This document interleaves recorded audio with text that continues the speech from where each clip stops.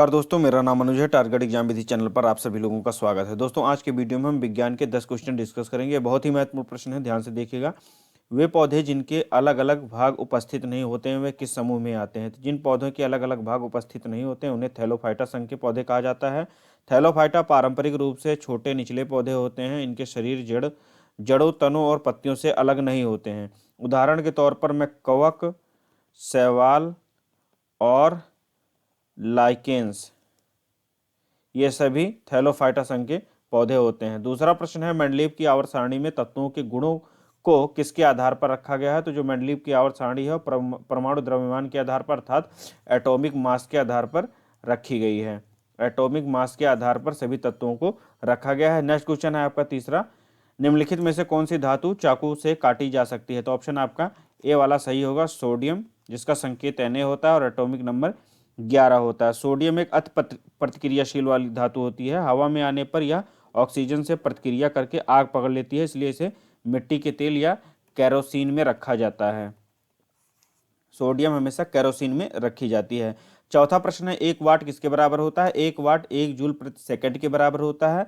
जो वाट होता है यह विद्युत शक्ति का एसआई मात्रक होता है। विद्युत शक्ति का एसआई मात्रक होता है।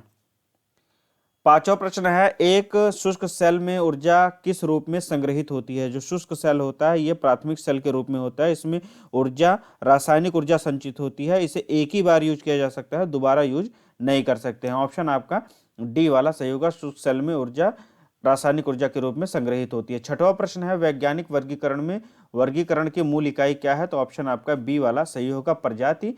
वर्गीकी के पिता कैरोलस लीनियस को माना जाता है। कैरोलस लीनियस वर्गीकी के पिता हैं। इन्होंने ही द्विनाम पद्धति को जन्म दिया। द्विनाम पद्धति इन्होंने डेवलप की थी। इनके अनुसार जो भी जीव होगा उसके 2 तरह के नाम होंगे। एक होगा जेनस अर्थात उसके वंश का, और दूसरा होगा प्रजाति का, जिसे हम लोग स्पीसीज कहते हैं। तो जैसे मान लीजिए कि मानव है, मानव का जो वैज्ञानिक नाम होता है होमो सैपियंस होता है। Homo sapiens. तो जो सैपियंस होगा उस प्रजाति का नाम होगा, होमो जो है उसके जेनस या वंश का नाम होगा। नेक्स्ट क्वेश्चन देखते हैं, घटती हुई प्रतिक्रिया के क्रम में व्यवस्थित आम धातुओं को इस प्रकार से जाना जाता है। तो इनमें से ऑप्शन आपका सी वाला सही होगा, गतिविधि श्रृंखला या एक्टिविटी सीरीज। प्रवाहकत्व कंडक्टिविटी को कहते हैं या चालकता को कहते हैं। किसी पदार्थ में विद्युत धारा या ऊष्मा का प्रवाह करने की क्षमता ही कंडक्टिविटी या प्रवाहकत्व कहलाती है।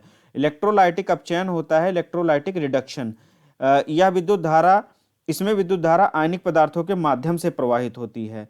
जो गतिविधि श्रृंखला होती है धातुओं को क्रियाशीलता के आधार पर अवरोही क्रम में या घटते हुए क्रम में व्यवस्थित करती है, जैसा कि आपका प्रश्न था। ऑप्शन आपका सी वाला सही होगा। क्रियाशीलता के रूप में हम पोटेशियम को यदि लें, पोटेशियम ऊपर रख दिया जाता है, उसके बाद में कम क्रियाशील इससे सोडियम होगा, इससे कम क्रियाशील लिथियम होगा, इससे कम क्रियाशील बेरियम होगा। इसी तरह से ऊपर जब जाते जाएंगे तो अधिक क्रियाशीलता वाले तत्व होंगे, नीचे आते आते जो है क्रियाशीलता कम हो जाती है।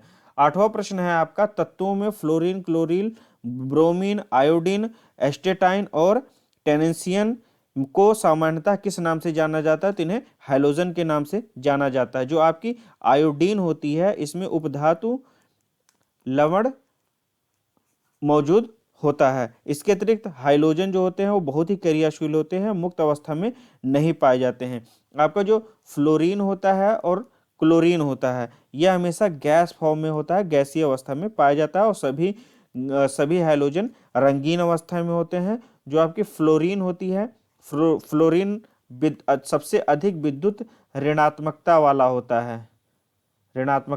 है, इसे याद रखिएगा। 9वां प्रश्न है, संक्रमण तत्वों के लिए निम्नलिखित में से कौन सा कथन सत्य है? संक्रमण तत्व के बाहर के कोश अपूर्ण होते हैं, 2 कोश अपूर्ण होते हैं। ऑप्शन आपका ए वाला सही होगा। यदि संक्रमण तत्वों की बात करूं तो डी ब्लॉक के तत्व संक्रमण तत्व की श्रेणी में आते हैं। जो एफ ब्लॉक के तत्व हैं इनमें जो है आंतरिक संक्रमण तत्वों के रूप में इन्हें जाना जाता है। संकर्ण तत्वों में दोस्तों सबसे ज्यादा ऑक्सीकरण अवस्थाएं पाई जाती हैं, एक से ज्यादा ऑक्सीकरण अवस्थाएं पाई जाती हैं, हमेशा रंगीन, आयन और यौगिक बनाते हैं। इन ये कठोर और उच्च घनत्व वाले होते हैं, साथ साथ इनमें जो है इनका गलनांक और क्वथनांक भी उच्च होता है। यदि लोहे की बात करें तो ये भी एक संक्रमण धातु है, संक्रमण धातु है, ये मुक्तावस्था में नहीं पाई जाती। वहीं तांबा की बात करें, ये संक्रमण धातु है, परंतु यह मुक्त और संयुक्त अवस्था दोनों में पाई जाती है। आपका 10वां प्रश्न है, मनुष्य में एक संयोजी ऊतक के उदाहरण को पहचानिए। तो मनुष्य में संयोजी ऊतक एक इसमें से हड्डी होगा। संयोजी ऊतक शरीर के अंगों को एक दूसरे से संबद्ध करते हैं, उन्हें सहारा प्रदान करते हैं। संयोजी ऊतक के उत्पत्ति की बात करें तो इनकी उत्पत्ति भ्रूण के मेसोडर्म से होती है। जो संयोजी ऊतक होते हैं उनकी उत्पत्ति भ्रूण के मेसोडर्म से होती है। तो दोस्तों ये थे 10 क्वेश्चन। इसी तरह के मैं वीडियोज लेकर आता रहूंगा। मिलते हैं अगले वीडियो में, तब तक के लिए नमस्कार।